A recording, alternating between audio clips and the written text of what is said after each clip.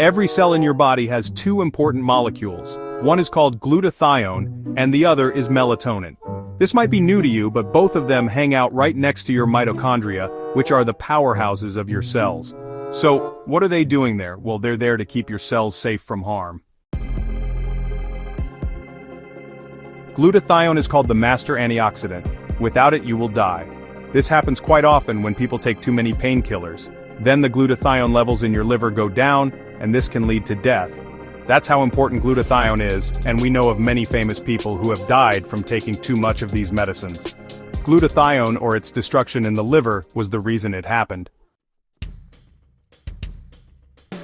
As we learn more and more about melatonin, it was only discovered in the 1950s, many health experts think melatonin is even more important than glutathione as an antioxidant. Melatonin is also in every cell of your body, and does many important things there. One is controlling ATP. ATP is how each cell makes energy. This is super important because a cell with low energy gets stuck, which makes you age faster and causes other issues, as we'll see in a bit. Most of you might have never heard this and might think of melatonin as just a sleep hormone. That could not be further from the truth. Well, if every cell in your body makes melatonin, it doesn't make sense to say melatonin is only for sleeping. If that were the case, why would it be in every single cell?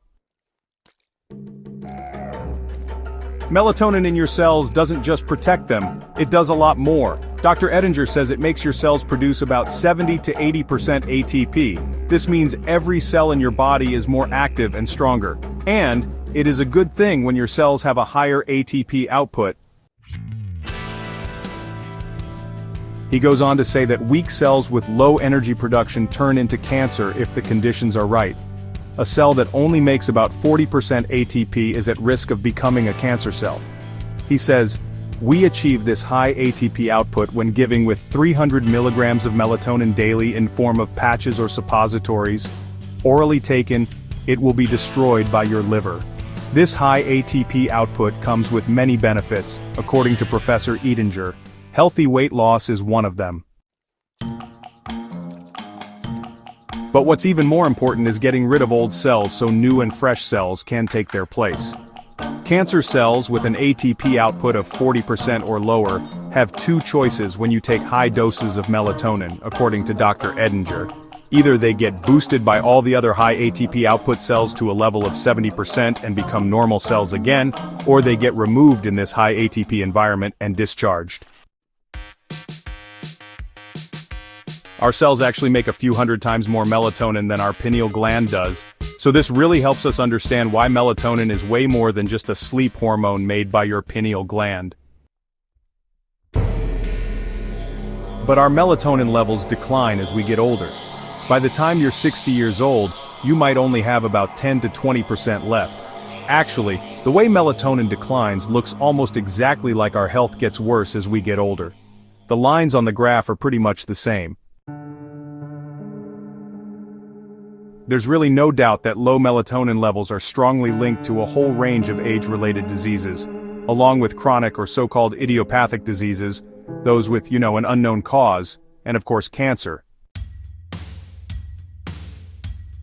On the other hand, melatonin researchers like Professor Russell Reiter say they've seen amazing things. He says that even at 86 years old, after taking high doses of melatonin on a daily basis for more than 30 years, he doesn't have any diseases that usually come with old age. He also mentioned that all his friends and co-workers in this field, who also take high doses of melatonin, are just as healthy and don't have these problems either. So, why are mitochondria so important? Top athletes, like runners and cyclists, train in high places because it helps their bodies make more mitochondria. This gives them more power from ATP. We also know that astronauts face really harmful radiation when they're in space. Their mitochondria get damaged and even destroyed, which causes serious health problems. Some can't even walk out of the space shuttle by themselves, and they all need a lot of recovery time after their missions. Otherwise healthy, fit young people, made weak by damaged mitochondria. This is exactly what happens as we get older. Your mitochondria are super important. What you eat matters, of course. but what goes into our blood doesn't decide how well our mitochondria work. You can eat the healthiest food on the planet, but if your mitochondria aren't working right, you're in trouble. That's why exercise is super important. It helps your body make new mitochondria. Sports helps with mitochondria, especially in high altitudes. Adding high doses of melatonin to your daily habits does that too. Thousands of studies published on PubMed are clear about it. Our cells need melatonin. If our cells don't have enough melatonin, they lose their protection. Plants also make melatonin, and it's just as important for protecting them.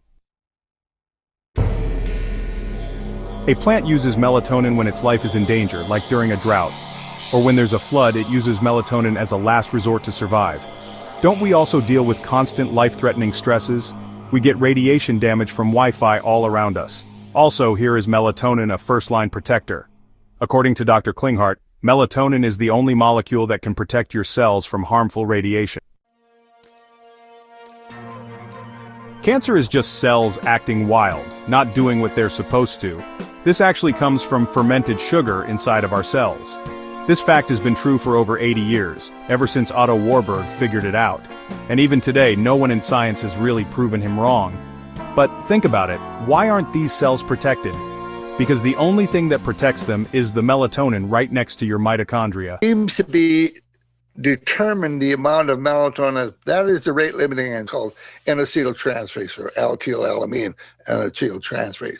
A very important cofactor is required for that step, and that is acetyl coenzyme A.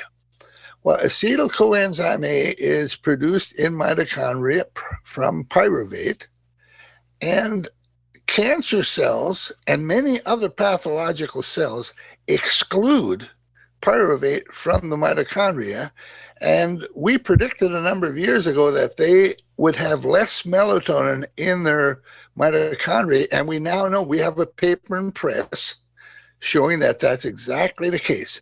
They only produce about half. Acetyl-CoA can be produced by some other routes, fatty acid oxidation in the mitochondria and so forth, but they don't not produce as much melatonin as we think they should. And since melatonin is an anti-cancer agent, if these cancer cells are not producing melatonin or enough melatonin, that may also contribute to the fact that they grow out of control. So this is why we now know that taking high doses of melatonin can have really strong effects against cancer. If Otto Warburg were alive today and understood melatonin like we do now, which he couldn't in his time, he would definitely be a big fan of high doses melatonin. Just like Dr. Klinghardt, Professor Reiter, and lots of other scientists who really understand how important melatonin is for more than just sleep.